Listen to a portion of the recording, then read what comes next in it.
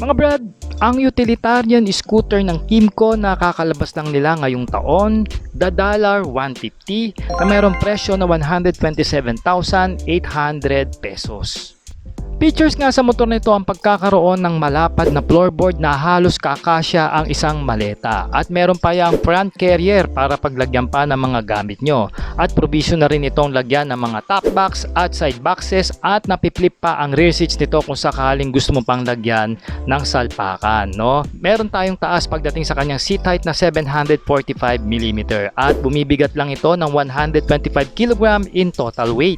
In electronics, naka-digital meter na rin ang kanyang panel at naka-LED na rin ang headlight nito na hugis itlog at meron na rin yung daytime running lights at naka-LED na rin ang kanyang front turn lights. Dito sa likod, naka-conventional bulb pa ang kanyang taillight and also yung kanyang turn lights. Pagdating naman sa kanyang gulong mga brothers, meron itong tire size na 90x90 at 12 inches dito sa harap at 100x90 at 10 inches naman dito sa likuran na naka-tubeless ang mga goma. Ang preno nito mga brothers is disc brake sa harap at drum brake sa likod at meron na rin yung combination braking system na features, no? Naka-dual shock po ang likod nito habang naka-telescopic port naman ang harapan.